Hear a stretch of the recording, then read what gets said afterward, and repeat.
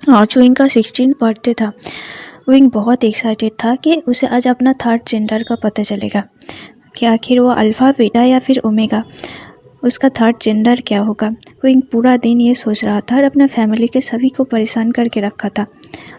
वो सभी से पर्सनली जाकर पूछ रहा था कि आखिर मैं क्या बनूंगा, आपको क्या लगता है कि मेरा थर्ड जेंडर अल्फ़ा होगा या फिर ओमेगा होगा या फिर मैं बीटा होऊंगा।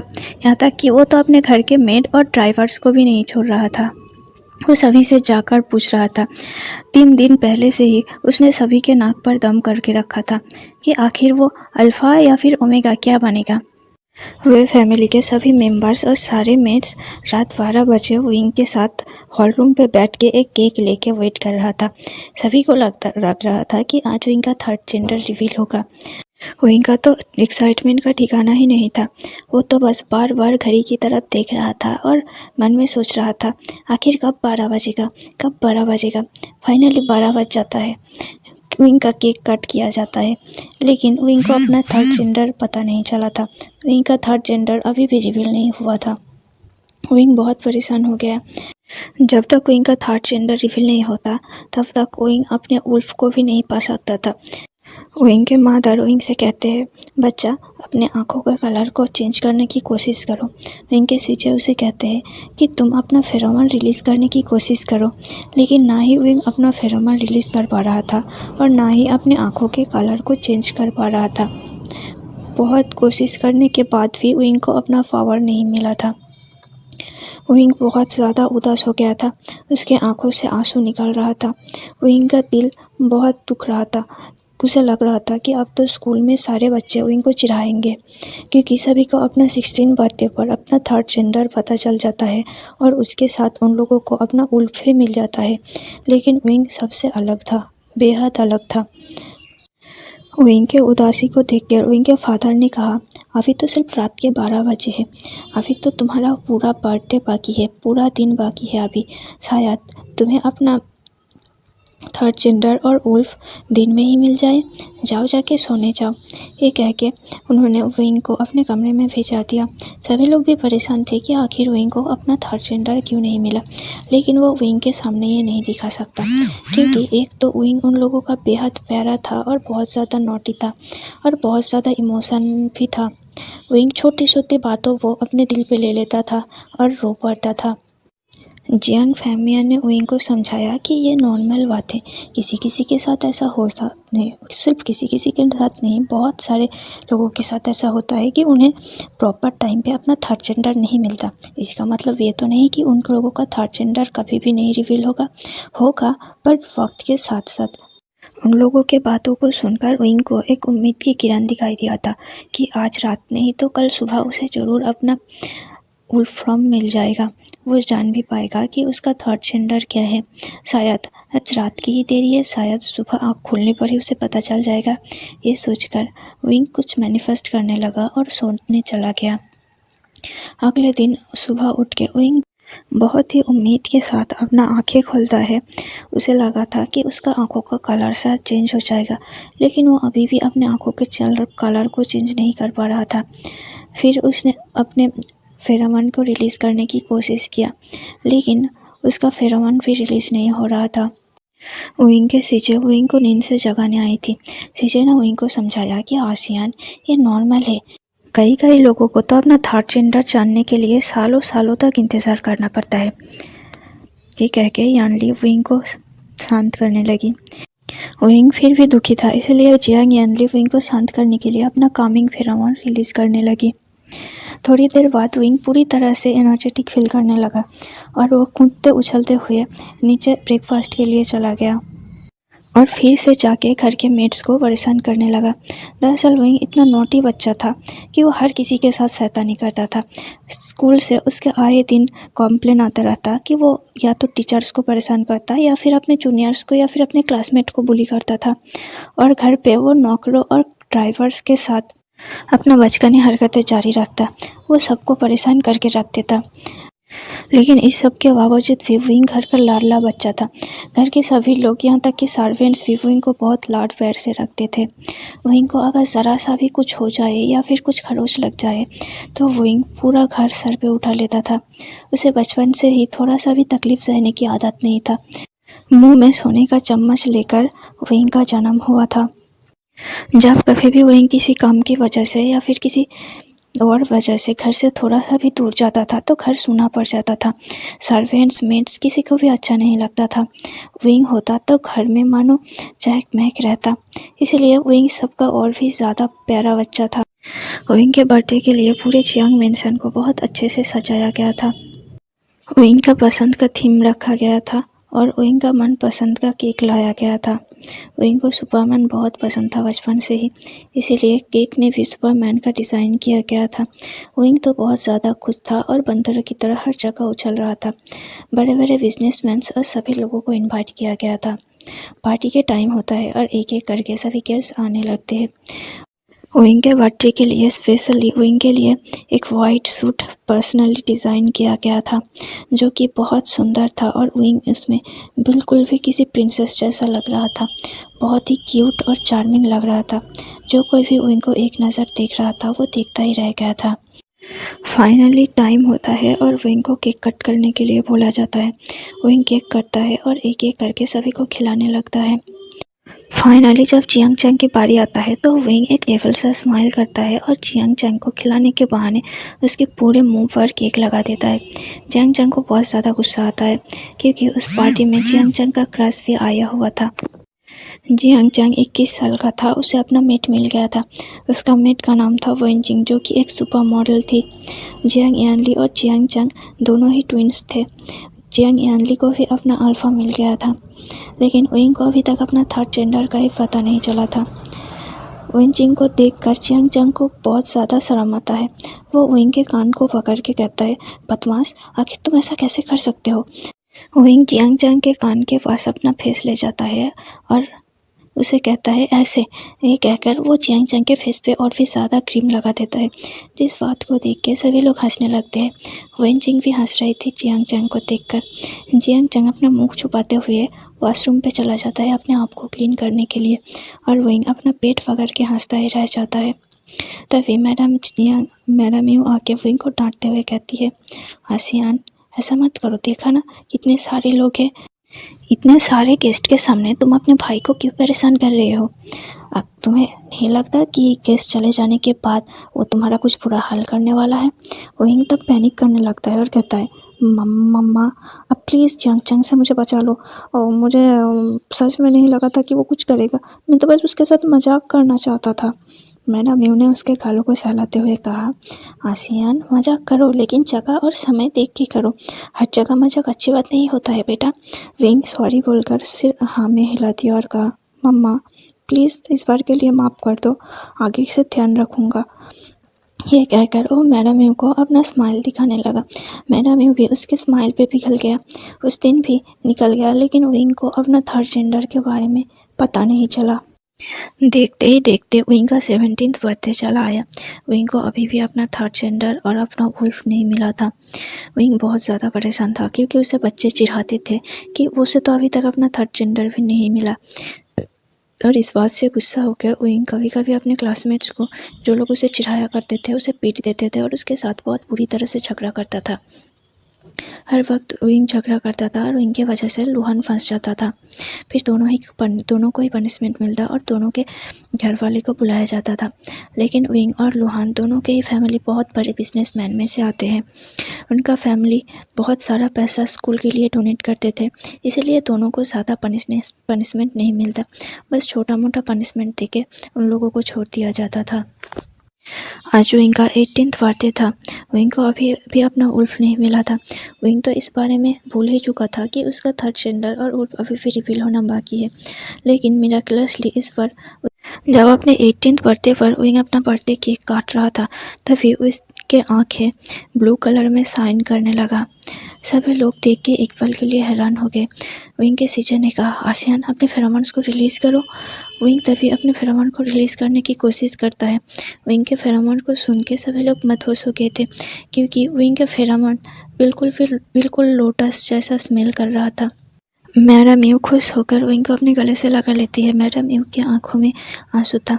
मैडम यू ने कहा, बच्चा, फाइनली तुम्हें तुम्हारा थर्ड जेंडर मिल गया। अब अपने उल्फ के साथ माइंड लिंक करने की कोशिश करो तो ज़रा। विंग अपने उल्फ के साथ माइंड लिंक करने की कोशिश करता है। विंग अपने मन में कहता है, अपने आँखों को बंद करें। क्या तुम मुझे सुन सकते हो? क्या सच में तुम मेरा उल्फ हो? क्या तुम्हें मैं पसंद हूँ? तभी उसका उल्फ उसके साथ माइंड लिंक करते हुए कहता है, हाँ, मैं तुम्हें सुन सकता हूँ और तुम मुझे पहले से ही पसंद हो। तुम मुझसे बात नहीं कर सकते थे तो क्या हुआ? मैं तो तुम्हें पहले से ही सुनता आया हूँ और मैं वेट कर रहा था कि कब से ही समय आए और मैं तुमसे बात कर सकूं। आज मैं बहुत खुश हूँ क्योंकि आज तुम मुझे मिल गए हो। विंग भी अपने मन में कहता है, हाँ, मैं भी बहुत खुश हूँ क्योंकि आज तुम मुझे मिले हो। विंग फिर से अपना माइंड लिंक करके अपने उल्फ से पूछता है, अच्छा, क्या तुम ओमेगा हो या फिर तुम अल्फा हो? विंग का उल्फ विंग से कहता है, आखिर तुम इतना बुद्धू कैसे हो विसियान? मैं तुम्हारा उल्फ हूँ और मैं एक ओमेगा हूँ। तुम्हें अपने फेरामन से भी पता नहीं चल रहा कि तुम एक ओमेगा हो? विंग का गाल शर्म से लाल हो चुका था कि आखिर वो खुद ही अपने ओमेगा वर्सन को पहचान नहीं पाया। दूसरी तरफ जियांग यान ने विंग के गालों पे जाके किस कर लिया और कहा, आसियान, तुम एक ओमेगा हो, जैसा कि हम उम्मीद कर रहे थे। आखिर हमारा इतना प्यारा और क्यूट भाई ओमेगा नहीं होगा तो क्या होगा? ये कह के वो विंग के बालों को ठीक करने लगी। सब लोग बहुत खुश थे। सबको मानो जैसे राहत सा मिला था क्योंकि अगर जब तक विंग को पता नहीं चलता कि उसका थर्ड जेंडर क्या है या फिर वो अपने उल्फ से बातें नहीं कर लेता, तब तक वो सबको परेशान करके रख दिया था कि आखिर उसका थर्ड जेंडर अल्फ़ा होगा या फिर ओमेगा। विंग बीटा नहीं बनना चाहता था। विंग बस एक अल्फ़ा या फिर एक ओमेगा बनना चाहता था, जो कि उसका सपना आज पूरा हो गया था। उस पार्टी के सारे गेस्ट विंग को आंखें फाड़ फाड़ कर देख रहा था। सभी अपने दिल में सोच रहा था कि आखिर एक ओमेगा इतना सुंदर कैसे हो सकता है, क्योंकि विंग पहले से ही सुंदर और क्यूट था, लेकिन उसका थर्ड जेंडर ओमेगा निकलने के बाद विंग मानो और भी ज़्यादा क्यूट और शाइन कर रहा था। उसके गाल, उसके होठ, सब कुछ प्लम्पी प्लम्पी सा दिख रहा था और विंग बहुत अट्रैक्टिव और खूबसूरत दिख रहा था। विंग आज इतना ज़्यादा खुश था कि आज वो पूरा रात किसी को सोने ही नहीं दिया। वो हर बार अपने उल्फ से माइंड लिंक करता था, उस उल्फ से बातें करता था और पूरी फैमिली मेम्बर को चिल्लाते हुए कहता था कि मैंने अपने उल्फ से बातें किया, वो मुझे ये कह रहा है, वो मुझे वो कह रहा है। उसका हर वर्कर नाटक बन गया था ये। पूरा रात विंग के लिए सभी लोग जागे रहे क्योंकि जब भी वो सोने की कोशिश कर रहा था, विंग जाके उन लोगों को डिस्टर्ब कर देता था और उन लोगों की नींद को ख़राब कर देता था। फाइनल जियांग चैंग को बहुत ज़्यादा गुस्सा आया। जियांग चैंग ने कहा, वे विसियान, आखिर तुम अपने रूम पर रहते क्यों नहीं हो? तुम्हें क्या हर बार हमें बताना होता है? तुम जाओ अपने उल्फ के साथ पूरा रात भर बातें करो, उसके साथ नाचो खाओ, हमें कोई फ़र्क नहीं पड़ता, लेकिन भगवान के लिए हमें बख्श दो क्योंकि कल सुबह हमें काम पे भी जाना है। विंग जियांग चैंग को जीप दिखाता है और फिर से अपना नाटक करने लग जाता है। यहाँ तक कि उसने तो बीच में कई बार लुहान को भी फ़ोन करके परेशान कर दिया था। पार्टी के बाद लुहान वहाँ से चला गया था। लुहान का जेंडर लुहान को उसके 16 बर्थडे पर ही मिल गया था कि लुहान एक अल्फ़ा है, लेकिन विंग का अभी तक जेंडर रिवील नहीं हुआ था, इसलिए दोनों बेस्ट फ्रेंड थे। लेकिन अब विंग ओमेगा निकला, इस बात से तो उन लोगों का दोस्ती का कोई फ़र्क नहीं पड़ने वाला था। दोनों अभी भी सेम ऐसा ही थे, लेकिन विंग कभी कभी बहुत ज़्यादा अनॉय बन जाता था। लुहान विंग से प्यार तो बहुत ज़्यादा करता था एज ए फ्रेंड, बट कभी कभी विंग के बातों से वो अनॉय हो जाता था। विंग इतना बातूनी नहीं था, इतना बात करता था और परेशान करके रख देता था। ऐसे ही दिन बीतता गया। देखते देखते 3 साल बीत गया। अब विंग 21 साल का था। एक दिन विंग को पता चला कि उसके मदर के बेस्ट फ्रेंड और उनके पैक के क्वीन ने एक पार्टी रखा है जहां वो स्पेशली विंग और उसके फैमिली को इनवाइट किया है, इसीलिए सब चाइना वापस जाने वाले थे।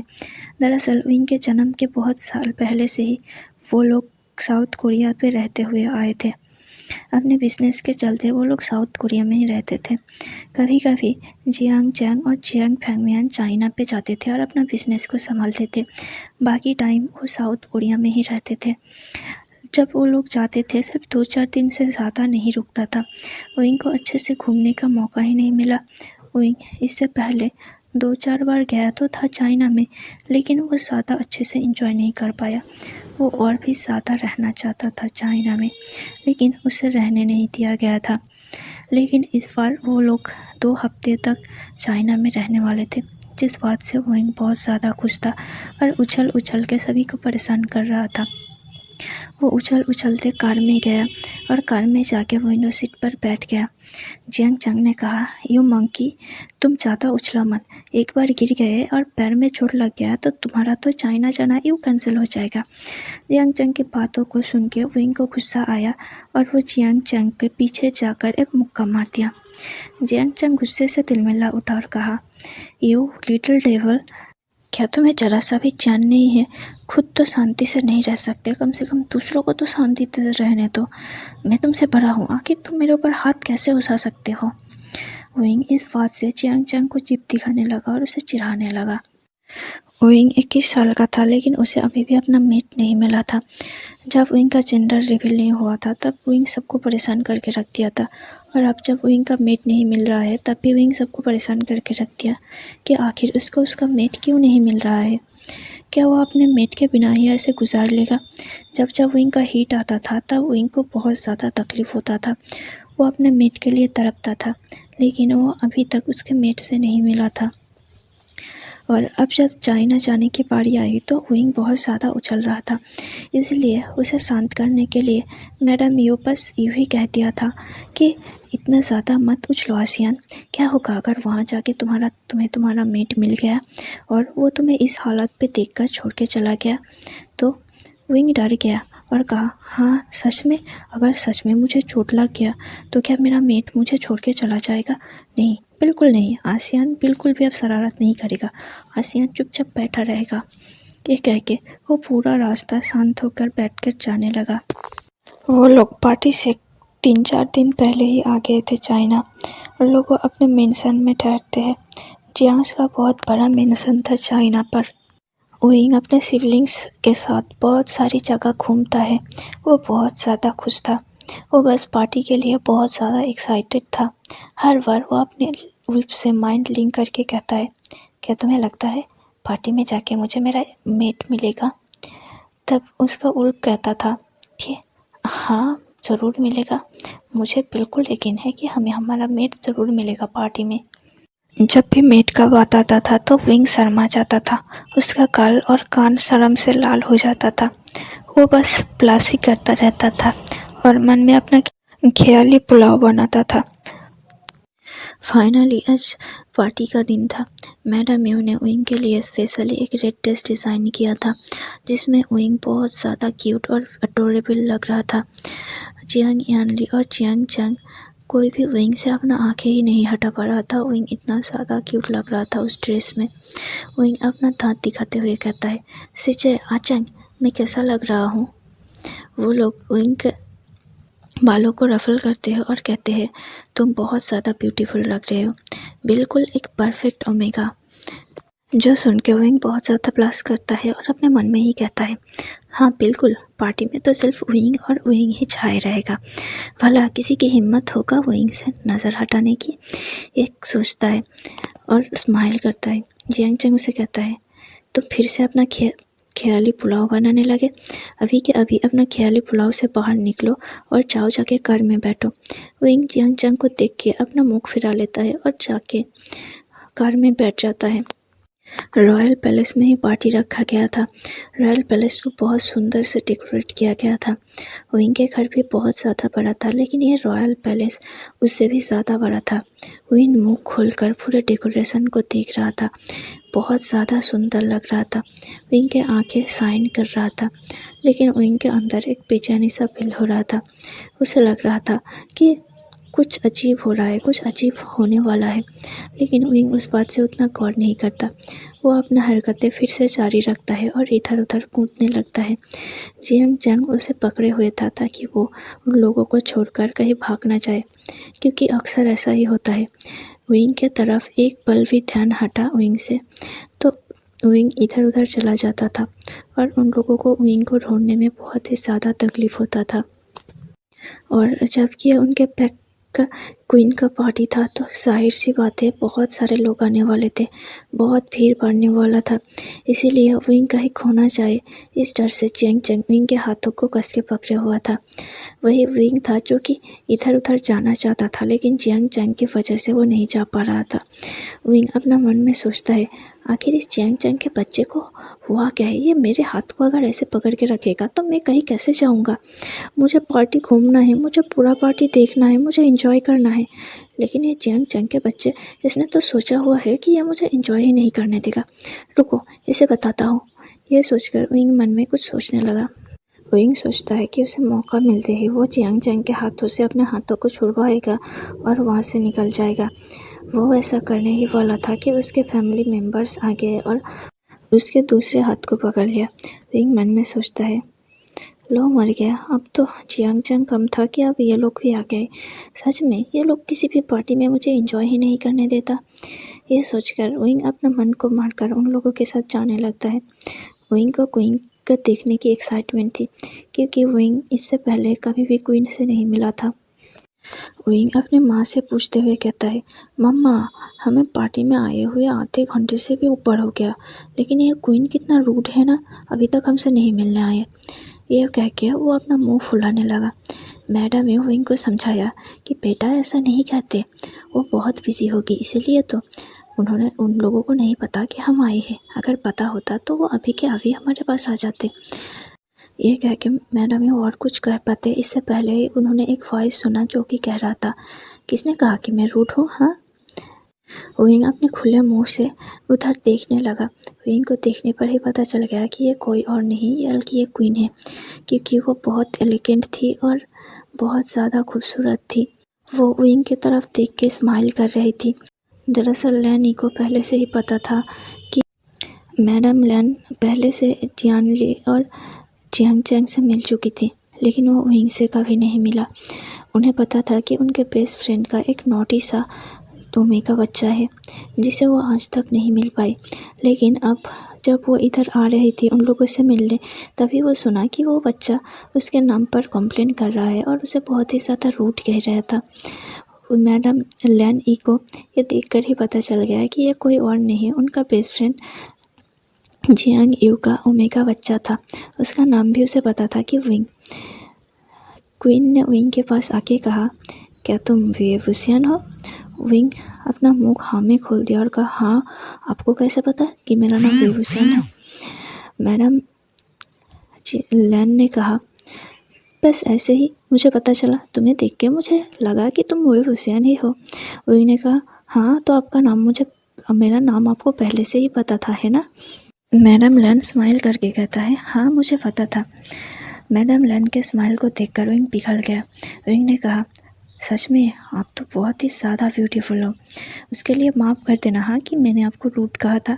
दरअसल अगर मुझे पहले पता होता कि आप इतनी खूबसूरत हो तो मैं तो आपको रूड बोलता ही नहीं कभी। ये बोलकर वो चुप हो गया और अपने दांत मैडम लैन को दिखाने लगा। मैडम लैन को विंग बहुत ज़्यादा क्यूट लग रहा था। मैडम लैन अपने मन में सोच रही थी, काश कि ये मेरा वांगजी का पार्टनर होता। इससे पहले कि मैडम लैन कुछ और सोच पाती, मैडम यू जाके मैडम लैन को टाइट से हक कर लेती है। दोनों एक दूसरे से गले मिल रहे थे। मैडम यू के बाद जियांग ली, जियांग चैंग, जियांग फैंगमियन सभी क्वीन से ग्रीटिंग किया। सब एक दूसरे के साथ बातें कर रहे थे। तभी मैडम यू ने पूछा मैडम लैन से कि आखिर ये पार्टी किस वजह से है। मैडम लैन ने थोड़ा सा उदास होते हुए कहा, तुम्हें मेरा बड़ा बेटा सीजन के बारे में तो पता ही है ना। दरअसल उसके मेट के जाने के बाद वो पूरी तरह से टूट गया है। वो अपने आप को सिक्लूजन में डाल चुका है, किसी से बात भी नहीं कर पाता। बस उसके मूड को लाइटन करने के लिए ये पार्टी है। पार्टी में तो उसे आना ही होगा। अगर वो बाहर के लोगों से मिलेगा, उससे थोड़ा बातें करेगा तो शायद उसके मूड अच्छा हो जाए। शायद वो इसके बाद से अपने लिए खुशियाँ चूज़ करने के बारे में सोचे, अपने आप को एक और मौका देने के बारे में सोचे। मैडम लैन की बातों को सुनकर मैडम यू ने कहा, हाँ बिल्कुल, तुमने बिल्कुल सही किया। आखिर वो कहाँ है और तुम्हारा दूसरा बेटा लान वांगजी? मैडम लैन ने कहा, उसके बारे में तो पूछो ही मत। मुझे नहीं पता कि वो कहाँ है। जब उसे टाइम मिलेगा वो आ जाएगा। और वही सीजन मैंने सर्वेंट को भेज दिया है सीजन को लाने के लिए। ये कह के जब वो दूसरी तरफ घूमता है और कहता है ये देखो सीजन आ गया, ये कह के वो सीजन को पकड़कर उन लोगों के पास लाई और सभी से मिलवाया। सबसे मिलकर सीजन कहीं ना कहीं उसका मूड थोड़ा सा अच्छा हो गया था। मैडम लैन ये कह के सीजन को सभी से एक एक करके मिलवाने लगे। मैडम यू के साथ वहीं पर खड़ी थी। तभी सभी आकर उसके दूसरे बेटे यानी कि क्लैन के पैक के होने वाले अल्फा लैनवांग जी के बारे में पूछ रहे थे कि लैनवांग जी कहाँ है। मैडम लैन गुस्से से लैनवांग जी को फोन लगाता है और कहता है आखिर तुम कहाँ हो, कोई जमींदारी नाम की चीज़ है भी या नहीं, इतना बड़ा पार्टी है और तुम यहाँ से गायब कैसे रह सकते हो। अगर तुम ऐसा करोगे अभी से तो तुम फ्यूचर में जाके क्लैन को पैक को कैसे संभाल पाओगे। दूसरी तरफ से वांग जी मैडम लैन को कुछ कहती है। मैडम लैन दांत पीसते हुए कहता है खबरदार अगर तुम उस लड़की के साथ आए तो तुम देख लेना मैं तुम्हारा क्या हालत करूँगा। ये कह के मैडम लैन फ़ोन काट दिया और जल्दी से वांग जी को वहाँ पर आने के लिए कहा। कुछ देर बाद वांग जी पार्टी में आता है। वांग जी के साथ कोई लड़की थी जो कि बहुत सेक्सी सा ड्रेस पहने हुए थी। मैडम लैन उस लड़की को देखकर बहुत ज़्यादा गुस्सा हो गई। तभी मैडम लैन से पूछा आखिर वो लड़की कौन है। मैडम लैन अनकम्फर्टेबल फील करके मैडम यू को जवाब दिया कोई नहीं, ये बस वांग जी की एक फ्रेंड है। मैडम यू ने कहा फ्रेंड, और फिर वो उस लड़की की तरफ देखने लगे। जब वांग जी उन लोगों के पास आया उस लड़की अभी भी वांग जी के हाथों को पकड़े हुए था। मैडम लैन ने एक क्लियर किया और उस लड़की ने डर की वजह से वांग जी के हाथों को छोड़ दिया और वांग जी से थोड़ी दूर जाके खड़ी हो गई। मैडम लैन मैडम यू और उनके फैमिली मेम्बर से वांग जी को मिलाता है। ये मिलो मेरे दूसरे बेटे लैनवांग जी से, तुम लोग तो पहले से ही एक दूसरे को पहचानते हो, लेकिन शायद विंग वांग जी से कभी नहीं मिला। ये कह के मैडम लैन विंग के साथ वांग जी का परिचय करवाता है। जब विंग और वांग जी एक दूसरे की तरफ देखता है तभी सभी लोग देखते हैं कि उन दोनों का ही आंखें ग्लो कर रहा है। विंग का उल्फ अंदर से कहने लगा मेट, तभी वांग जी का भी उल्फ अंदर से ग्रोन करने लगा मेट। उन सभी को पता चल गया कि दोनों एक दूसरे का मेट है। सभी लोग हैरान हो गए। मैडम लैन बहुत ज़्यादा खुश थी, वो यही तो देखना चाहती थी। वो बस अपने मन में यही प्रे कर रही थी। शायद ये उनका मैनिफेस्टेशन था या फिर प्रे करने का नतीजा था, जो कुछ भी कहो, लेकिन आखिर में विंग और वांग जी एक दूसरे के मेट निकले। सभी लोग हैरान थे। तभी विंग की तरफ मैडम ने देखा तो देखा कि विंग बहुत अजीब एक्सप्रेशन के साथ वांग जी को देख रहा था, मानो कि वो वांग जी को अपना मेट स्वीकार ही नहीं कर पा रहा था। मैडम यू हैरान हो गई क्योंकि विंग तो पहले से ही अपना मेट कह के सबके नाक में दम कर दिया था, लेकिन आज जब विंग का मेट विंग के सामने है तो विंग ऐसे भूत बन कर खड़ा है। मैडम इनको लगा कि शायद विंग बहुत ज़्यादा शौक में है, इसी वजह से कुछ रिएक्ट नहीं कर पा रहा है। जब विंग और वांग जी एक दूसरे को देख रहे थे तब उन दोनों का आंखें बहुत ज़्यादा शाइन कर रहा था। विंग के पास से ओमेगा फेरोमोन का स्मेल आ रहा था और वांग जी के पास से अल्फा फेरोमोन का स्मेल आ रहा था। दोनों के ही उल्फ चीख कर कह रहे थे माई अल्फा माई ओमेगा। इस पार्टी में सभी लोगों को पता चल गया था कि ये दोनों फेटेड पार्टनर है। तभी मैडम यू के साथ कुछ बातें करती है। मैडम यू पहले तो हैरान हो जाती है, लेकिन कहते हैं कि ठीक है तुम अनाउंस कर दो, लेकिन इस बारे में हमें और भी ज़्यादा सोचना होगा। मैडम लैन कहते हैं आखिर दोनों मेट है, इस बारे में सोचना कैसा, लेकिन फिर भी अगर तुम कह रहे हो तो पार्टी ख़त्म होने के बाद हम डिस्कस करते हैं। हाँ, ये कह के मैडम लैन स्टेज पर चली गई और सभी से अनाउंस करते हुए कहा जैसा कि आप सब भी देख रहे हो कि आपके पैक का होने वाला अल्फ़ा को उसका ओमेगा इस पार्टी में मिल चुका है, तो मैं अनाउंस करता हूँ कि वह विषयान आज से इस पैक की होने वाली क्वीन है। वह विषयान दिखने में बहुत ज़्यादा क्यूट और ब्यूटीफुल था और ऊपर से वो बहुत ज़्यादा रिच फैमिली से बिलोंग करता था। सभी को लगा, सभी अपने अपने फ्रेंड्स और सारे लोग अपने अपने में डिस्कस करने लगे कि उनके पैक के होने वाले अल्फ़ा को बिल्कुल परफेक्ट ओमेगा मिला है। दूसरी तरफ वांग जी के वही फ्रेंड जो कि और कोई नहीं वांग फे थी, वो गुस्से से तिल मिला रही थी। वांग जी जो कि भूत बनकर वहाँ खड़ा हुआ था। वांग जी कुछ नहीं कर पा रहा था क्योंकि उसके ऊपर अभी उसका उल्फ कब्जा कर लिया था। वो अपने माइंड लिंक के ज़रिए अपने उल्फ को शांत कराने की कोशिश कर रहा था। वांग जी को ये सब बिल्कुल भी पसंद नहीं आ रहा था, लेकिन वांग जी के उल्फ बीचन बहुत ज़्यादा खुश था।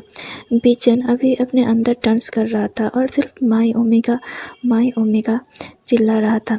वांग जी को बहुत ज़्यादा डिस्गस्टिंग फील हो रहा था बीचन का ऐसा बिहेवियर, लेकिन वहाँ पार्टी में सबके सामने वांग जी कुछ नहीं कर सकता था, क्योंकि अगर वो पार्टी में कुछ भी कहेगा या फिर कुछ भी करेगा तो उसके मदर उसे नहीं छोड़ेंगी। इस वजह से वांग जी बस चुप था। उसने एक नज़र घुमा के वांग फे की तरफ देखा। फे उससे नाराज़ होकर वहाँ से चली गई। वांग जी फे के पीछे जाना चाहता था। वो जाने के लिए कदम बढ़ा ही रहा था कि तभी उसके मदर ने उसके हाथों को पकड़ लिया और कहा, खबरदार अगर यहाँ से जाने की कोशिश किया तो देख लेना, उस लड़की का मैं इतना बुरा हाल करूँगी कि तुम उसे ढूंढ भी नहीं पाओगे। अपने मदर की डर से वांग जी वहीं पर चुपचाप खड़ा रह गया, लेकिन वांग जी अपने अंदर ही अंदर विंग को कर्ज कर रहा था कि आखिर इस ओमेगा को आज इस पार्टी में आना ही क्यों था। वो मेरे मेट हो, जो कुछ भी हो, जहाँ पर भी वो रहता था वहाँ पे ही नहीं रह पाया क्या? उसे यहाँ आने की क्या ज़रूरत है? मैं उसका लाइफ को हेल बना दूँगा। आज के लिए यहीं पे स्टोरी को ख़त्म करते हैं। पिछले वीडियो में मैंने कहा था कि कम से कम 30 लाइक कर देना। हालांकि 30 लाइक नहीं हुआ, लेकिन आप लोगों ने कोशिश ज़रूर की और अच्छे कमेंट किया, इसके लिए दिल से शुक्रिया। आप लोगों को पता भी नहीं है कि मैं कितनी खुश हूँ। बस ऐसे ही मेरे फैन फिक्शन को अपना प्यार देते रहना, और इससे मुझे बहुत मोटिवेशन मिली और बहुत अच्छे कमेंट भी किया आप लोगों ने। आप लोगों का दिल से थैंक यू यार। और हाँ, मेरी एक सिस्टर खुशी ने कहा था कि कहानी की हैप्पी एंडिंग नहीं होनी चाहिए, क्योंकि टीवी और मूवीज़ में तो हर बार हैप्पी एंडिंग ही दिखाया जाता है, लेकिन हर बार रियल लाइफ में हैप्पी एंडिंग हो इसकी ये ज़रूरी नहीं, और रियल लाइफ में हैप्पी एंडिंग नहीं होता। तो मैं सिस्टर के लिए स्पेशली कहना चाहूँगी कि सिस्टर, मैंने कहानी की एंडिंग पहले से ही सोच के रखा है, और कहानी की हैप्पी एंडिंग और होगी ऑफ कोर्स, क्योंकि रियल लाइफ में हैप्पी एंडिंग नहीं होता, हर किसी के लिए नहीं। और ये कोई रियल ज़िंदगी नहीं है, ये एक फ़ैन फिक्सन है। जैसा कि रियल ज़िंदगी में होता है, फ़ैन फिक्सन हम उससे उल्टा देखते हैं। फ़ैन फिक्सन होता ही इसीलिए है ताकि हम अपने अंदर के फीलिंग्स को सेटिस्फाई कर सकें, अपने मुताबिक कहानी को वो एंडिंग दे सके जो कि हम चाहते हैं और हम डिज़र्व भी करते हैं। स्पेशली वांगसन फैन फिक्सन में मैं सैड एंडिंग प्रेफर नहीं करती, क्योंकि कल क्या हो पता नहीं। अगर पर्सनली मुझे बोला जाए तो मैं हमेशा वांगसन और ईजान को हैप्पी एंडिंग के साथ देखना चाहूँगी, लेकिन अगर आप चाहते हैं कि सैड एंडिंग हो तो इस स्टोरी में नहीं, पर अगले स्टोरी में ही सही, मैं आपके लिए ज़रूर एक सैड एंडिंग वाला फ़ैन फिक्सन लेके आऊँगी सिस्टर, और ये मेरा आपसे वादा है। तब तक के लिए आप मेरे फ़ैन फिक्सन को एंजॉय कीजिए।